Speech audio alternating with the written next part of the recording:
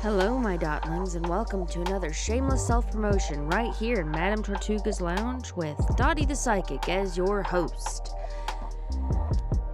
Don't forget that you can also check out more of the story on Patreon, where the patrons go to support me, Dottie.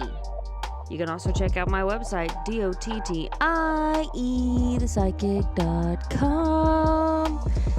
With that being said, let's meet this Shameless Self Promotion's guest.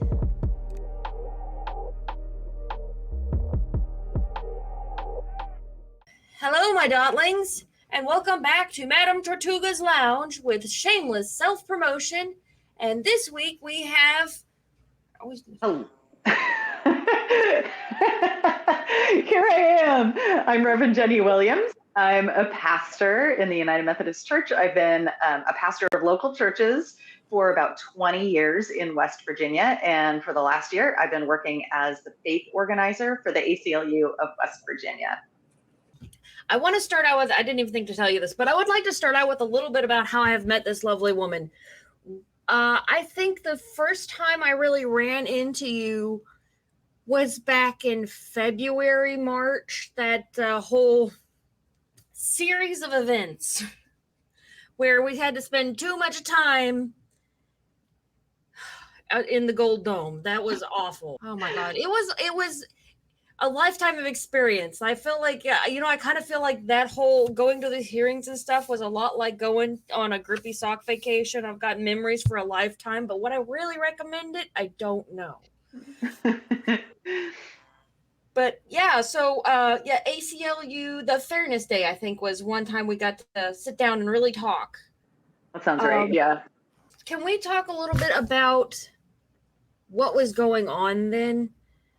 Because I have like a lot of footage from that. Eventually, I intend to compile into a real video, but I would like to get another human being's perspective on that, because to be perfectly honest, it was kind of scary. Yeah.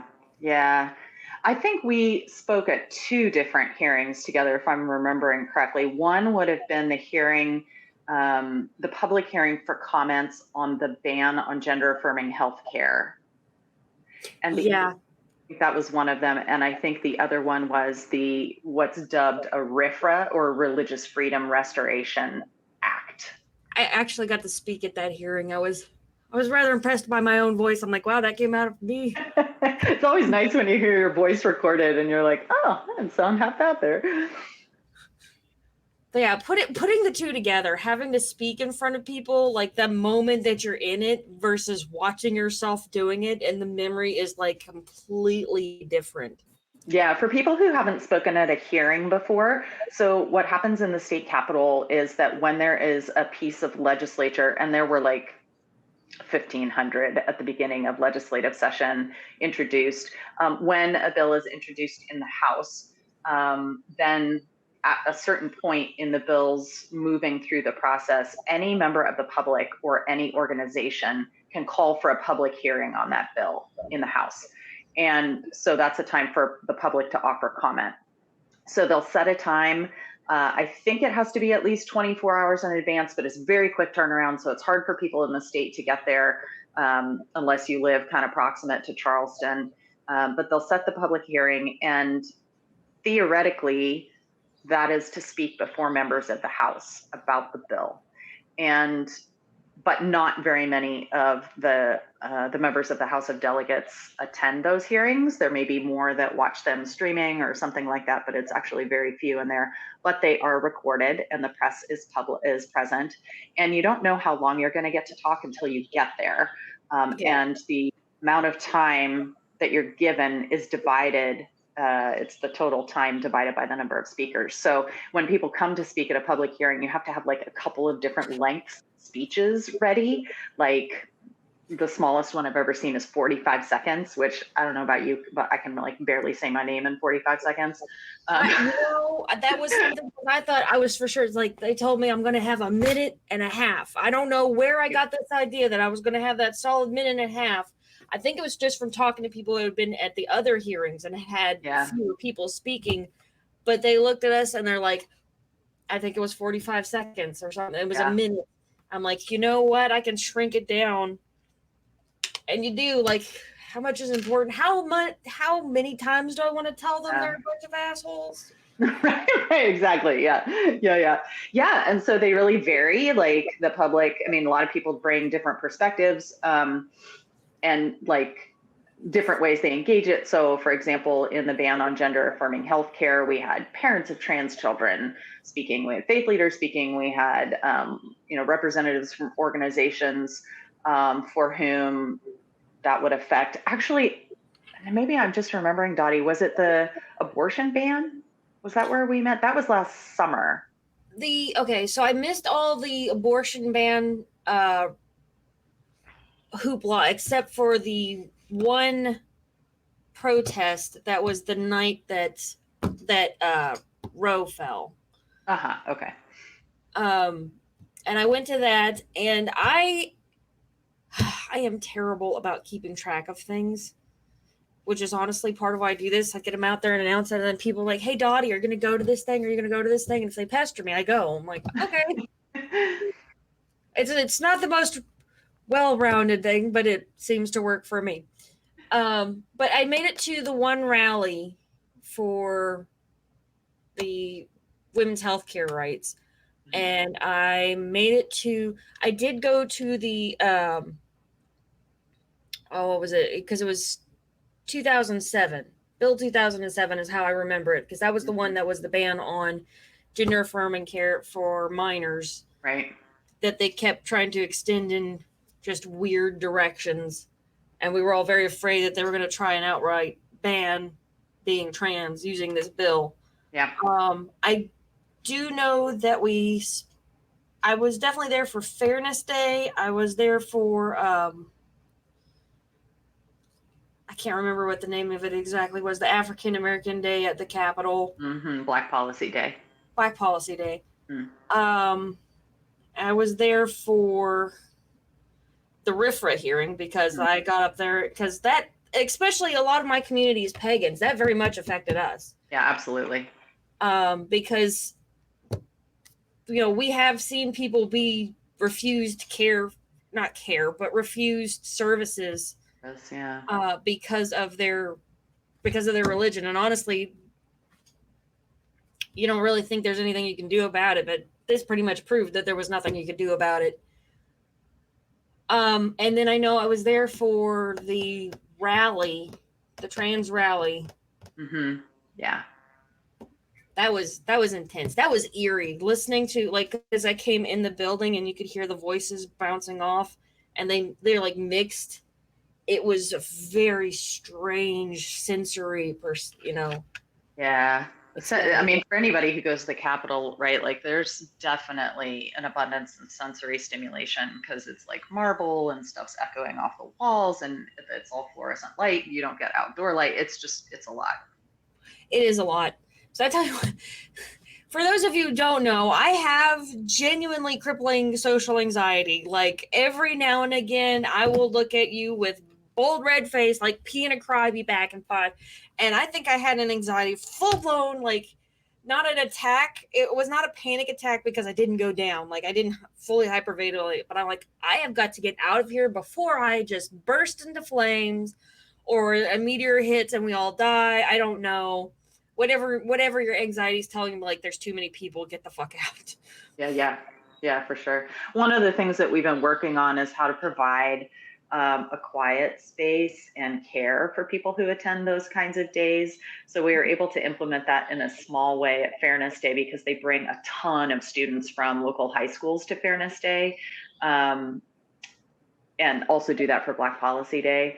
The organizers bring the students, like 150 kids or something. And so having been in the Capitol and knowing that kind of sensory stimulation, and also when you are a person, particularly with the students, that the legislation impacts directly, it's just a lot. So we're looking at ways to expand, like how to offer a quiet space at the Capitol, like get a room and be able to have like bean bags and candles and bottled water and a space for people just to go in and do what they need to do, like, close their eyes or cry. They can't pee in there, but they can. Yeah. is strange I think a lot of the accommodations for anxiety are new to me because they're not something. Number one, I used to be a nurse. You made accommodations for other people. You did not have accommodations for yourself. And an abusive relationship I've never had. I didn't have accommodations for it was a third of my life at one point. And even now, like, it's strange.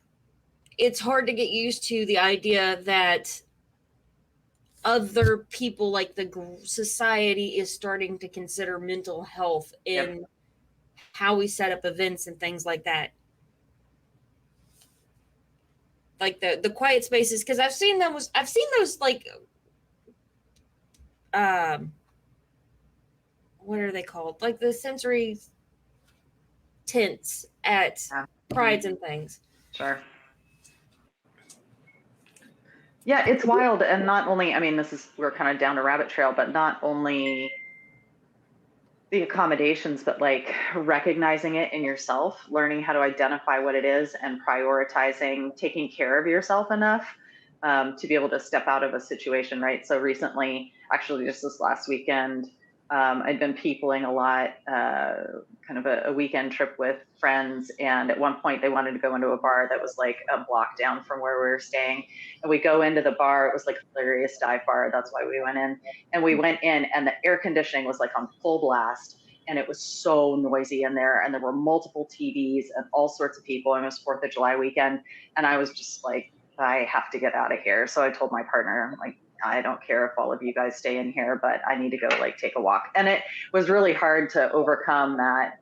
I mean, for some people it's FOMO. For me, it wasn't FOMO. It was just like, oh, if I had totally ruined the dynamic of the group because now I'm leaving and I don't want them to worry about me. Like just identifying and having the wherewithal to be able to take care of yourself. And in the Capitol, you're stepping away and potentially going to, miss something that could be important about the day. So yeah, it's really a challenge to try to identify and respond to that stuff. That actually does bring up a point I wanted to talk about, because I do notice, like, because I went through and we did that, and I know that I have become more politically minded, and it comes with watching the world burn sucks. It does things to your brain. Yeah. So even like day to day, I've noticed that it has made me more mean. I am more quick to react to something as if it is an act of aggression. And that has been difficult to work through. Recognize what's like a microaggression, what is betraying somebody's feelings beneath, and what is a response to me being aggressive. Right. Right. So our brains, I love neuroscience. And so our brains are wired to constantly scan the environment for threats. Right. So as way back, if you're going to talk about times, times where Homo was a new species, all that kind of stuff, and then we evolved. So obviously there are predators that exist out there, right? And so we're wired to look for those predators. But now when we have fewer predators as modern people, when our nervous systems are dysregulated, then we go into a state of hypervigilance where we're looking for the threat all the time, right? And so there's work that needs to be done to be able to regulate our dysregulated nervous systems. And part of that, I mean, I have tools for that, but like part of that is just taking care of yourself during that stuff, like missing some stuff, right? I know some transgender people in West Virginia that were like, I can't do another one. Like, I just have to not be there. I'll trust that my people will tell me what went on. And you have to do that because this is particularly in West Virginia, this is long haul work. And it's important to share the work. It's important to be able to take time away from it. When possible. I mean, that's not a luxury. That can be a very privileged position to just say, I'm not going to do that today. But sometimes you just kind of have to do that. You don't have a choice. Sometimes it is not a matter of privilege. It is a matter of functionality. Yeah. Well, by that, I mean, like, if there's really difficult legislation around race, right, and it's targeting minorities, right, white people can step back from that easier than a person of color can step. So that's what I'm talking about. It's harder to take care of yourself when everything is like beating down on you all the time. there's definitely, I did notice a difference when it felt like it was directing at people. I mean, I have a lot of friends that are transgender. And honestly, since I basically, LGBT friendly psychic, I get a lot of what I call my girls. Um, Very early stage trans women that are like, "Am I a woman?" I'm like, "Honey, nobody can answer that question for you but you." What, and you have to and you go through this process with them, and you can't help but kind of love them a little bit because it's so hard. Yeah. It is. It's funny because I do notice, like, I kind of crack this joke about how being a trans person's like being a divorcee. But you do have to go through almost a grief. These girls are going through like this complete upheaval. It's almost like a loss of faith in a lot of ways to talk to them and see how deeply affected. I'm like, nobody's doing this crap to themselves on purpose. Nobody is putting themselves through that pain and misery required to go from here to here without some real force behind it. Sorry, I went on a tangent there. So it's hard to divorce myself from any of that now. But definitely, like, some of the, honestly, and this is one of those things that honestly I was just a little bit like, the RIFRA one. I got up there and spoke about it, and I was very passionate about it. But us pagans know that was nothing. That was a non-bill. That was not going to do anything new. We all know that if somebody doesn't want you around because they think that you've got some weird beliefs, they'll find ways to make you not be around. So I do see how, like, it does feel like certain bills hit differently. They carry different weight, and how we're supposed to almost expected to kind of fight all of them with this equal fervor. Yeah. Yeah, and I think that is, I don't know this for sure, but my take on that has always been that has to do with the size of West Virginia, right? It's so small. We've got a little over 1.5 million people in the state. I grew up in Los Angeles, where at that time the county was 8 million people, right? So even if you compare West Virginia, say, to some of our neighboring states, the number of people that they have to kind of fight this stuff or get ahead of this stuff is so much bigger than ours. And so in our state, it seems like progressive people or people who are fighting for justice or flourishing, it's the same people fighting for the same stuff all the time. And we don't have the luxury of, like, having a massive coalition for queer justice, or having a massive coalition for, reproductive justice, or a massive coalition for, anti-racism work. We're all kind of in it together. So I think that's part of the particular weariness of the size of our state, and B, the impoverishment of our state, right? Yeah. Again, to be able, there's a wonderful woman in Charleston named Dr. Shaniqua Smith, and she started something called the West Virginia Black Voter Impact Initiative. And her initial goal was to increase civic engagement for Black people in West Virginia. And she did a bunch of surveys. She did really interesting work. And she found out, like, that was a dream that's like years down the road because of the generational trauma and the generational poverty for Black people in West Virginia. And that, like, when you've got a wage job, if you're working at McDonald's, right, you can't just be like, see ya, go into the Capitol today, right? So civic engagement is incredibly difficult for someone who is low income or working a wage job. Or even a regular job, because I know when we went to all of those things were during the week. Weekday. During the weekday. The only reason I got the chance to go was because because I'm semi self-employed. Right. I am in theory a character here, so I can go. It's beneficial for me to go, so I have cut out the time for that. But also because my side job, even though it's during the week, they really like me, and they're aware of what I'm trying to build as a psychic. Yeah. So that's the only reason I was able to do it. If I'd have been working like any other job, you're not going to be able to take off that much time, and certainly not in that rapid of order. There will be repercussions, and you're going to run out of sick days for when this stuff starts to really break you down. Absolutely. Or if you live in another part of the state, right? So if you've got another job and you're in another part of the state, and like, I've lived in Mon County for a really long time, and it's 2.5 hours to Charleston, and then you're parking, and then you're there all day, and then you're coming back, and you're missing work. I mean, it's a pretty serious commitment. So that shrinks the pool even more to people who are able to get to Charleston during legislative session. Now, obviously, there's stuff that happens around the state, like pride festivals and things like that are happening on weekends at other times where it's important to gather. But I mean, we're weary because the crew is small. Right.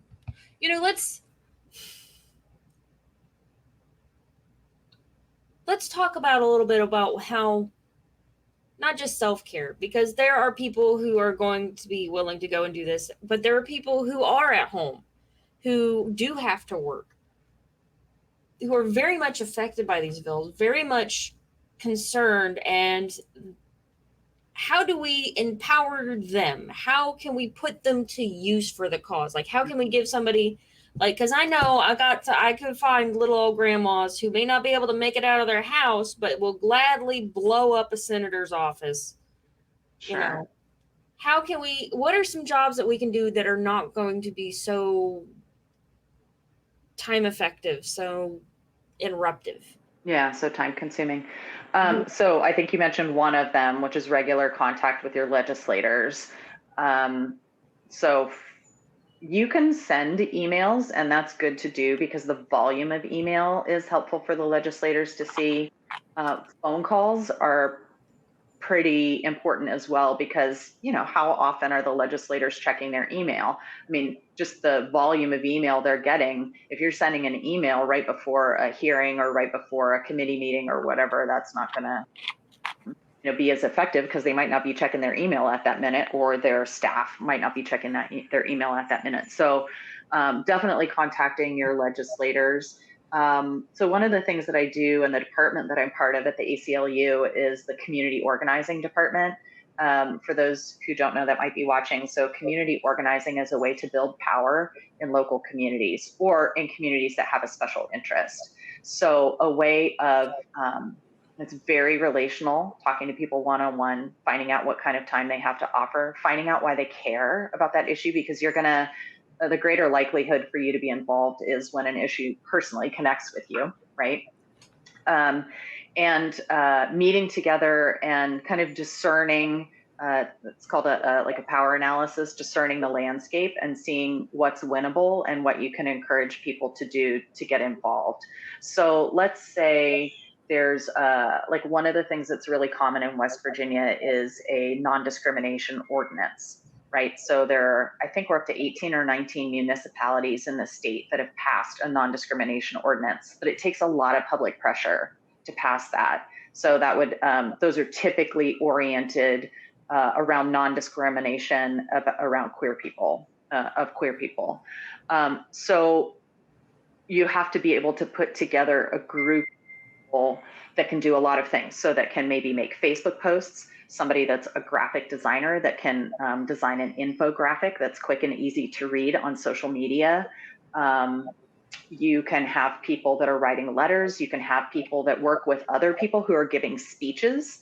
So at the Morgantown City Council a while ago, there was a proposed ban on the practice of conversion therapy, which is scientifically opposed by all the major medical organizations, which, for those who don't know, conversion therapy is when parents submit minors to something that's not even a science and generally religiously based to turn queer kids straight, or and so one of the things that can be done is researching for someone who's able to go to the city council meeting and give a speech. So how many major medical organizations oppose this? Where have these kinds of conversion therapy bans been enacted before? How have they stood up to a court test? Because if you can develop some talking points that are reiterated by a number of the speakers, that starts to sink in.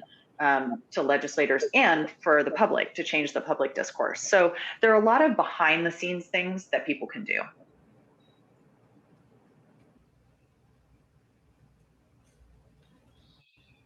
That's a lot. It is a lot. Yeah. But that's a lot we can break up, because I can see where we can break up. You get 3 or 4 people doing research. Yep. Us pagans, we do love to read, so, or at least watch YouTube videos and things like that. Actually, it's funny that you brought up conversion therapy, but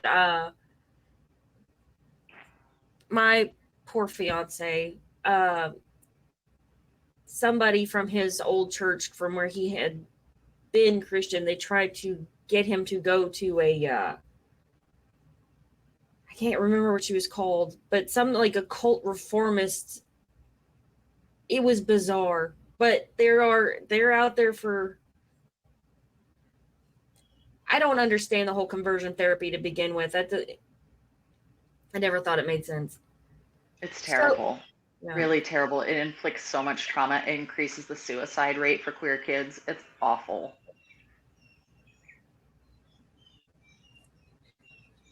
So, I lost my question. We were talking about what people can do if they're unable to go to the Capitol or spend that kind of time, for example. What can people do? Like, what kind of organizations can people get involved in? Where can people go to find resources they need and things like that, so that they can get started on this leftist journey? Yep. Leftist journey. Is that what you said? Yes. Yeah, that's awesome. That's amazing. Right. So that is like a key question that I hear all the time from people. And social media is your best bet, right? So following all sorts of organizations that are pertinent, they tend to be issue-based in West Virginia. So you can follow the Women's Health Center if you're concerned about reproductive justice. You also will probably, let me try to say this in a linear fashion. So Women's Health Center, Fairness West Virginia, which is the LGBTQ lobbying organization in West Virginia. There's a West Virginia Trans Coalition. There are a number of more local coalitions for anti-racism work. One is the Coalition for the Truth in History. So they were formed around the anti-CRT bills. Dismantling Racism Together is an organization that works around anti-racism. Any local NAACP branch is a good one to follow. If there are a number of environmental justice organizations, West Virginia Rivers and Friends of the Cheat are really good ones. Sometimes those organizations are limited in the amount of like advocacy and lobbying they can do. So if people want to contact me, and we'll provide my contact info later, I can make some suggestions about which ones are more advocacy related. The other great place, like if you're on Facebook, are those community forums that are specific to your locality. So sometimes that's like a neighborhood association group. Sometimes, so either a homeowners association or a neighborhood association that doesn't have a homeowners association. Or like there are a couple from Morgantown, for example, and I'm sure they exist. I know there's a Charleston one, and I'm sure they exist for other counties too, where they're like, one was one time called like the Mon and Preston County rumor mill. It's just like all this stuff that people put in there, not about specific individuals, but like what's going on with the stoplight in Kingwood or whatever. So those are really great places to pay attention. And you will eventually get wind of the organizations that are fighting those groups. So the more conservative and often evangelical organizations, it is not a bad idea to follow them, because then you can see what they're up to. Some people may not want to do that because that's a lot, right? So you may not want to do that, but that's fine. Sure.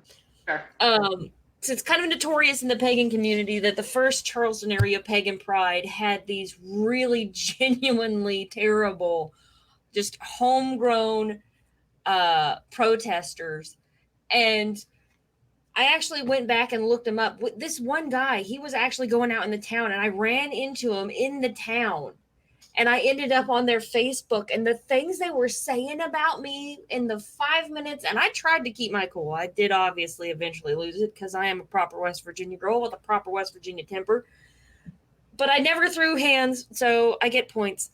But the things they were saying about me just completely out of the blue had nothing to do with the conversation, but just because I was opposing this guy, just because I was a pagan that did not agree with this man, and I tried to be nice about it, at least at first, they were like ready to literally burn me at the stake. It was disgusting.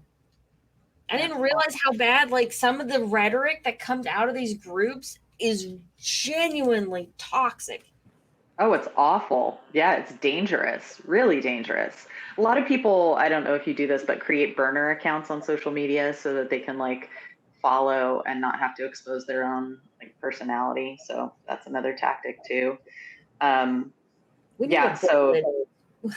I want to make a zine. I would love to. You know what? Send me some great ideas. I will gladly put them in a zine because I'm doing a video on all the things anyway. that's awesome. We should definitely do like a safety and activism zine. What can you do from home? Oh, I love that. I love that idea. Yeah.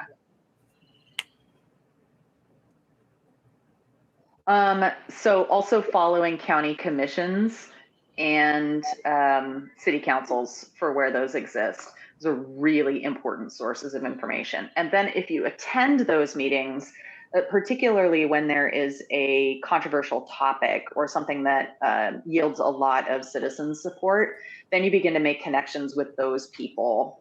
You know, like you and I, you see each other in enough places. You know, you end up being connected with each other when you might not have before. So that just builds and grows. And then you find out from them where they get their information. And yeah, it just kind of goes from there. You know, it's funny because this has been one of those rather bizarre Dottie the Psychic story kind of, because I have this reputation of just showing up. People are like, who is she? Don't know, just showed up. I get it so often. But the way I ended up involved was that I was talking to somebody, and as a psychic, it's literally my job to call people out. I'm like, so I asked one of my girls, like, are you transitioning? And she's like, yeah, I am. And I'm like, okay. And I was like, just call me if you need some support. You know, this is just part of what I do as a psychic is listen to people talk. And I know it's hard. And because I've got a lot of calls, I do the hotline too. I get a lot of those kind of calls. And so I was just offering her support, and she's like, okay, thanks. And she just basically randomly added me to this other trans group, which I'm non-binary. So I'm like, cool. So I still fit in, but from there, they started posting about everything going on. And they're like, who's going to show up? And I'm like, this is terrible. Like, just totally hit my lizard brain. You know, like, because sometimes you do have almost a physiological response. Oh, yeah. Yeah, for sure. I'm like, I can go, I will be there. And that's how I got involved. So the question I guess I'm trying to get around to is how do we engage people to get involved? Yeah, that's where I think those relational conversations come in, those one-on-ones. So that's a tool for community organizing where you meet with someone, you listen to their story, you ask questions about how they got to where they are in terms of their concern for a particular topic. So, you know, if there's like a straight person that's supporting queer justice, maybe they have a loved one that identifies as queer. Maybe you know someone who had an abortion. And when you find what people are personally connected to, then they can be asked and invited to be involved. And I mean, I'm sure there are people who are watching that can remember a time when they were asked to contact their legislator before they knew how to do that. And that first time and that second time are like a little bit intimidating, right? But someone had to ask them to do that, whether it was a social media post or whether it was a friend or a family member who asked them to do that. That invitation is really, really important. Here's something you can do. Would you be willing to do this? That's how you end up on Dottie the Psychic. That's right. There we go. Tell us a little bit more about the ACLU as a structure and what part you play. Sure. Yeah. So I'll start kind of high level. So the ACLU is a national organization that started in the early 20th century.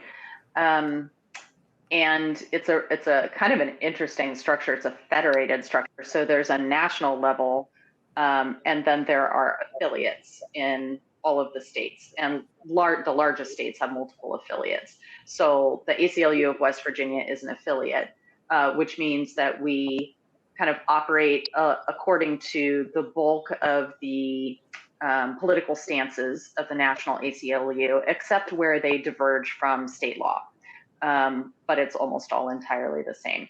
And we're related to other affiliates, particularly in the South. We're part of something called the Southern Collective.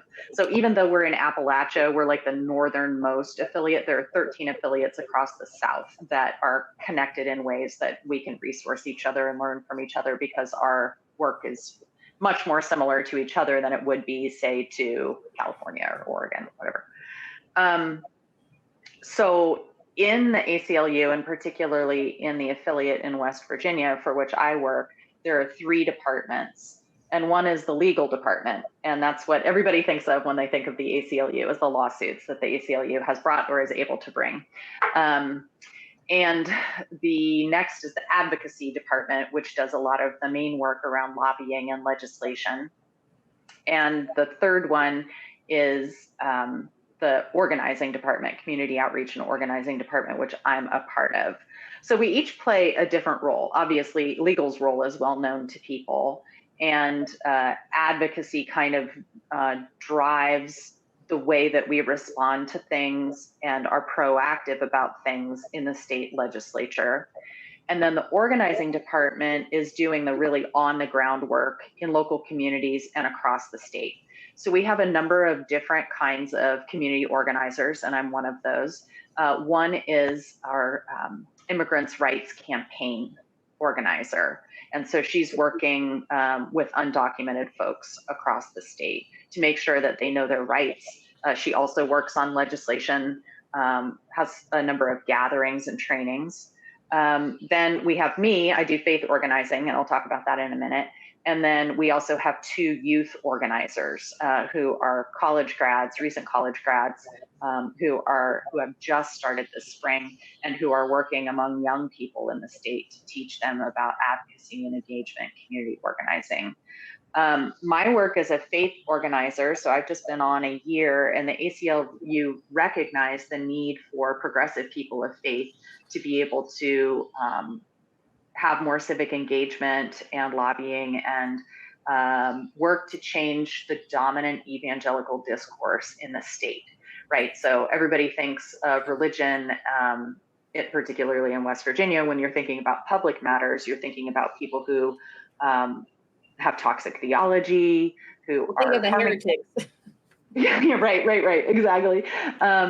Who are hashtag call them heretics, because I know too many good Christians to think of those people as they're not Christians. Yeah, and it's hard, right? I mean, well, we'll just say they identify as Christians, right? Well, we might have our own about that, but so progressive people of faith really need to step up to be able to reclaim narratives of faith in the state, because they obviously are very important in our state. In a state like ours, again, in the Southern Collective that the ACLU is part of, religion really has, and particularly Christianity, has a lot of cultural power, right? So how can we leverage that? So thankfully, the ACLU had a vision for that and brought me on as a faith organizer. So I do 2 things. My work is kind of couched under 2 networks, maybe movement, that I'm working on developing with other people. One is the West Virginia Faith Leaders Network, and that's interfaith. It's for faith leaders of all faiths. We say faith leader instead of clergy because different traditions define that differently, right? But we're talking about people who are primarily responsible for like the spiritual health, well-being, and development of some kind of community, or they're attached to some community where they have those roles. I got some names for you. Good. Awesome. Yeah, I definitely want to have those. So that's very specifically not Christian, though of course the bulk of the people who are involved are Christian because of the density of Christians in this state, by which I mean numeric and population density. Not like, yeah. So we have a Facebook page, West Virginia Faith Leaders Network. We're not on other social media because the faith leaders tend to mostly be of the age who use Facebook as their primary social media. The other thing that I do is called Justice and Jubilee, and that is a movement for collective liberation that's rooted in progressive Christianity in West Virginia. So you don't have to identify as a Christian to be involved in the things that Justice and Jubilee offers and does. And we have quite a number of people like, Dottie, you're going to take this class tonight that we're offering about resisting racism. So it comes from a Christian, this particular class does not come from a Christian point of view, but it's led by a pastor who has a lot of experience in anti-racism work. But we do faith-based education that helps people claim and understand why social justice is at the root of what we believe.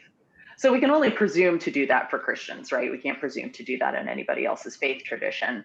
But we provide a lot of theological and Christian education and content. I'll just say content that we put out. And we're on Facebook, Twitter, and Instagram. So that's Justice and Jubilee. We're definitely more interested in the interfaith stuff. You're probably not going to get a lot of Justice and Jubilee people here. No. I just want to say what we're doing because one of the kind of interesting demographics that's been interested in what we're doing is people who have been harmed by the church, but are so encouraged that Christians are doing the right thing.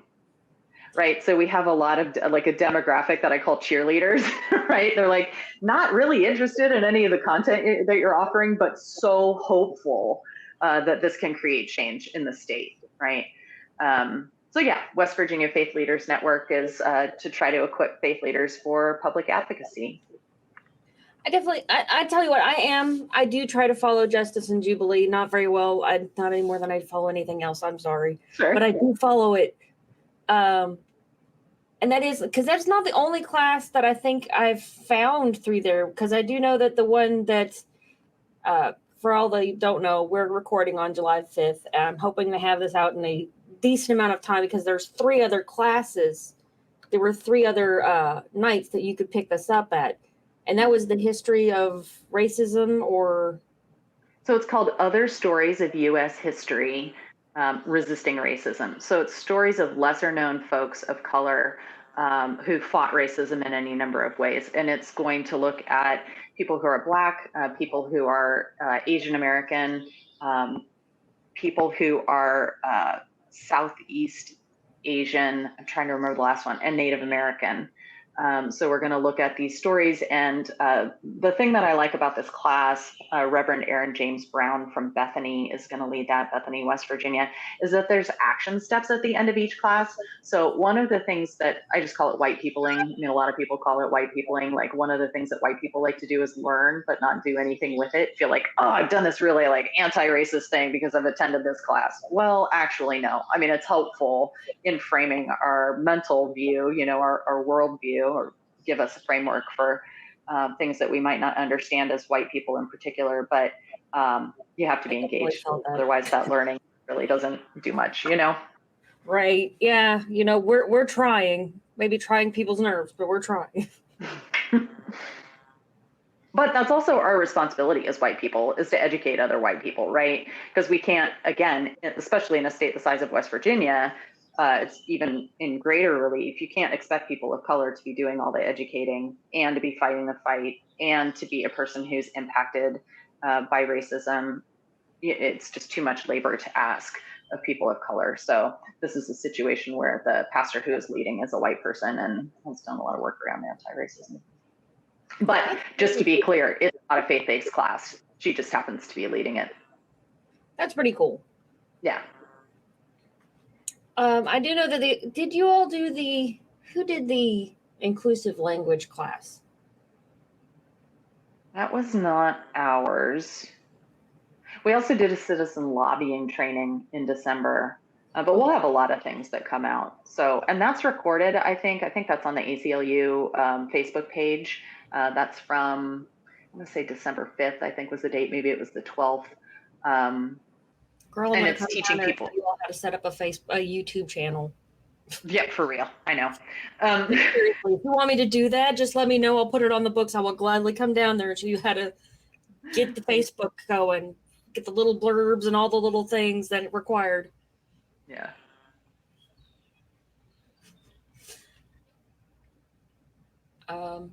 Definitely interested in the interfaith thing. You said you can find that on Facebook.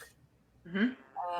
Justice and Jubilee. Is Justice and Jubilee also on Facebook? Like, where will we Facebook, find those classes? Twitter. Yeah. So Justice and Jubilee is on Facebook, Instagram, and Twitter. And Instagram is not as good for like registration links for that kind of stuff, but Facebook is a solid place. And get on the email list. That's how I find out stuff. The email list is really the best. Yeah. And again, I'll give you my contact info and people, I'll place them on the email list. They're not voluminous. You'll not be overwhelmed with emails. Actually, it's kind of nice because I think I get one like the most I think I've ever received was when I first signed up. You get the welcoming message, and I think I got one of the monthly ones together. So I think I've only ever gotten like maybe 2 in a week tops, and usually a few weeks apart. And that's during legislative session, really, is when we're sending out the most, just to say, here's what we're working on and here's what we need help with. Yeah. Right. Yeah, because you've got, and honestly, it has been, I have seen it where it was, because we found out, I think I found out on a Wednesday that they were doing the rally on a Friday. Mm-hmm. One day. I'm like, we all, but it's hard to get the information across the spectrum everywhere it needs to go. So this is definitely a decent resource. And do you all usually send out when you have to do like a lobby or a like a rally or a hearing? Yeah, we try to do that too. Yeah.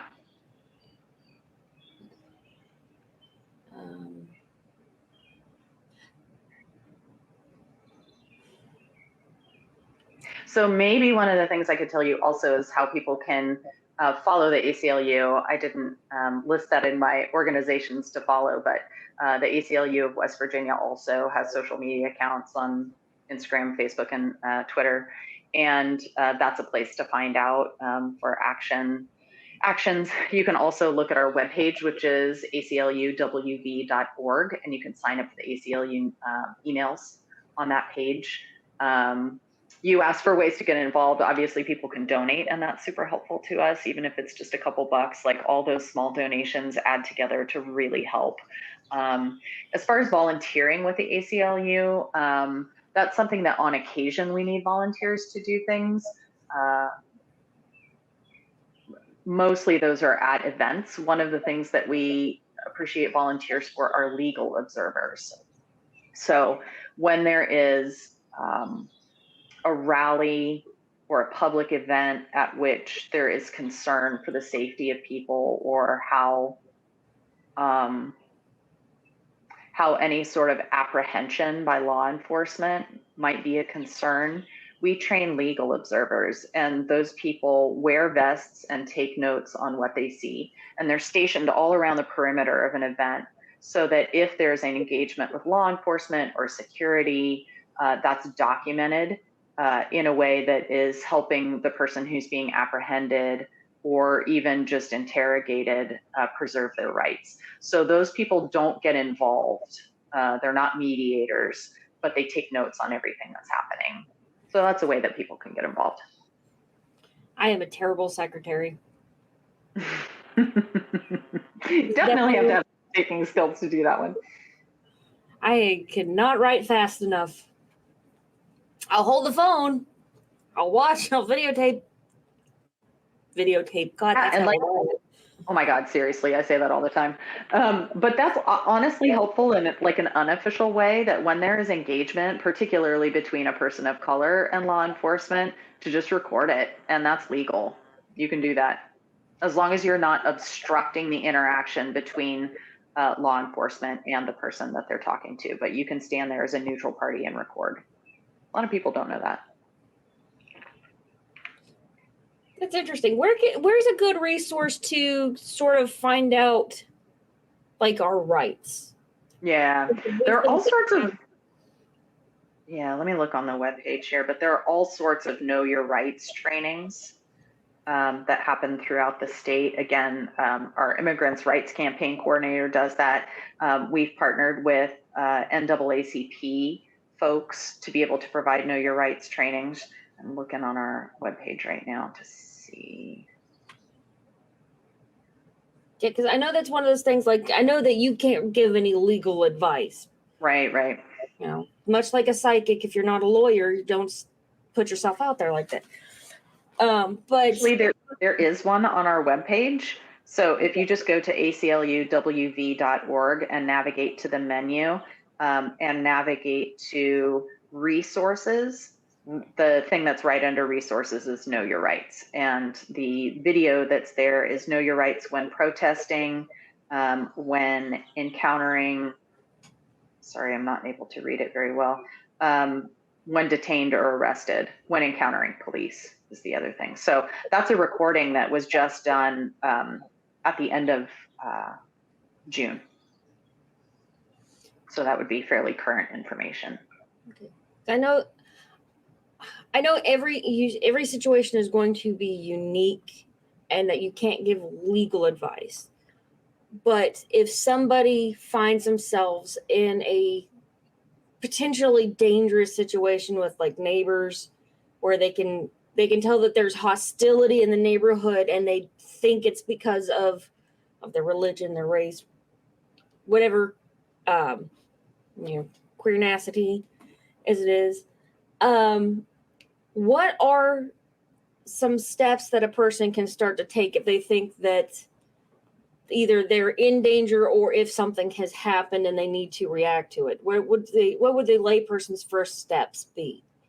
Yeah, so if you're talking about a dispute with someone like a neighbor or a conflict or threat or harassment, honestly, taking a legal route would be the most available resource to folks. Now, there are reasons people may not want to do that, right? Yeah. But pursuing any kind of restraining order or reporting conveying threats or, obviously if you would, in an immediate situation of bodily harm or robbery, law enforcement is the most widely available resource. If you're talking about discrimination that's happening from a governmental entity or a business, people are welcome to fill out the legal intake form on the ACLU of West Virginia's webpage. That legal intake form asks the person to kind of spell out some details about the situation. And then our legal team reviews those. They receive a lot, like over 1,000 a year. And that's just the people who are filling out the forms. So they're not able to respond to every single one of them. But one of the things that does, even if they don't respond, or there are many parameters on the kinds of cases that we can take. If it doesn't fit the parameters, then what we do at the end of a year is crunch all of the data of the kinds of reports that we're getting to see hotspots in the state. So even if a person is not really wanting to take legal action necessarily, that's kind of like a report funnel that people can use. So we can see, in this part of the state, we're getting a lot of complaints about discrimination by school officials. In this part of the state, we're getting a lot of reports about harassment by businesses or something like that. So it's really helpful, even if the ACLU isn't able to take the case, to know what's going on, because then we can direct our resources from the other departments, the advocacy and the organizing departments, to address problems in that area. Okay. Yeah. I neglected to mention earlier when I was talking about our affiliate, about one of our major programs, which is a program that we sponsor called the Family of Convicted People. and it's people who work on prison reform, incarceration, reentry, civic engagement for people who are previously incarcerated. This year there were several really important bills about like legal technicalities of incarceration, but also human rights stuff, like people with uteruses being able to get period products in jails, which have been scarce. Even, really terrible ones, all the deaths, unexplained deaths that have happened in particular jails. So that's another major area of our focus is incarceration and prison reform. I know that's a hard one, because it affects a lot more people than you think. Yep. Yeah. Okay, so I think we're starting to hit right around an hour. And we took a little break in the middle, so this one might be a little shorter. But what is something that you think everybody should know? About what? Like, I can't answer that question with math. Fair enough. Give me a field to narrow it. So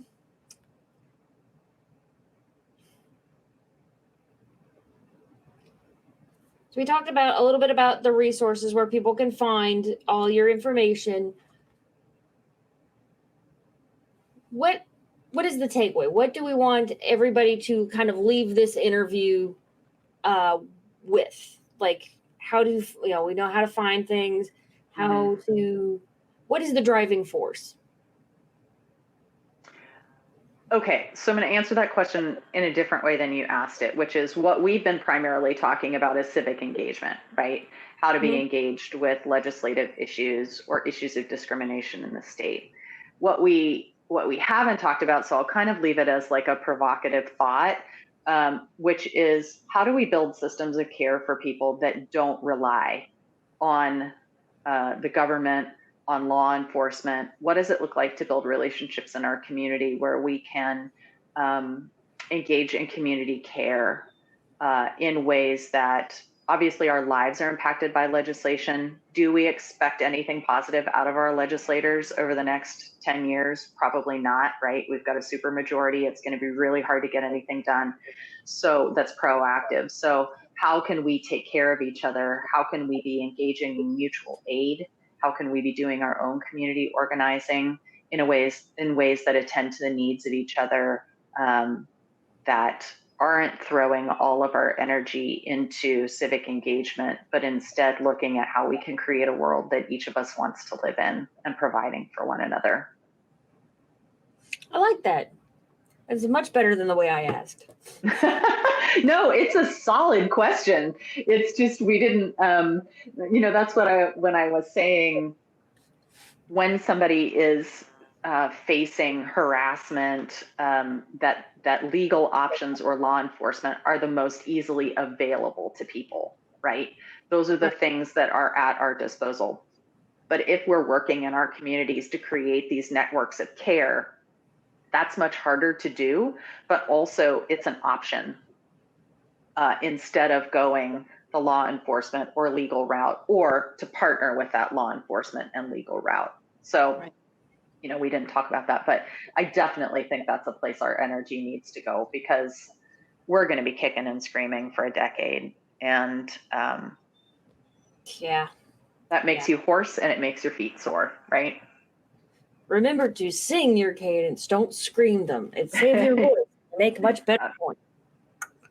I actually I was really thinking about doing, because I've got this massive project that's been hanging over my head since all this happened, where I took all this film and it's kind of evolved. But that's one of the things I found that it was a good tip to put in there, because I know a lot of people, they'll go to these rallies and they'll scream, and the next day they're hoarse. I'm like, yeah. The performer on stage that you're screaming along with has to perform tomorrow.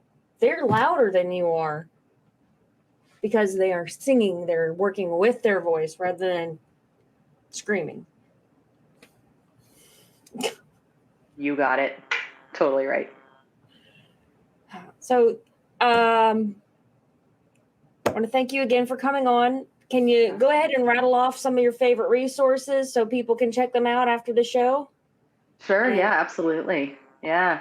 The page for my particular work is called wvfaith.org. So you can find information on the Faith Leaders Network there, and all of our links to our socials are on that site. It's a really simple site, and you can also sign up for the emails on that site. Also ACLUWV.org for the ACLU of West Virginia.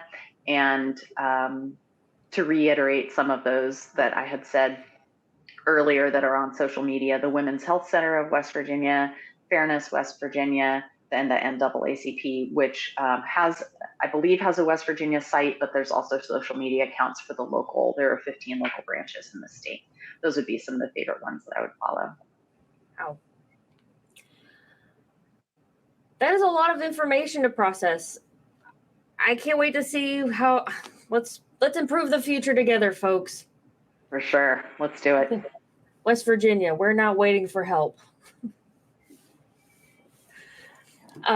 So thank you very much for coming on. And to all my YouTube watchers, my dotlings out there, thank you for watching. We are going to go over to Patreon now and talk a little bit more. So if you'd like to hear the rest of this interview, check us out there. You can also find more about how to get your reading and about everything else going on at Madame Tortuga's Lounge at DOTTIEthepsychic.com. Safe travel and much profit to you. Thank you for listening to another episode of Shameless Self Promotion right here in Madame Tortuga's Lounge, hosted by Dottie the Psychic. If you'd like to hear more of this interview and maybe help out, support the channel or whatnot, you can totally go to Patreon.com/DOTTIE the Psychic. And if you'd like to see what other craziness I'm into, check out DOTTIEthepsychic.com. Safe travel and much profit to you.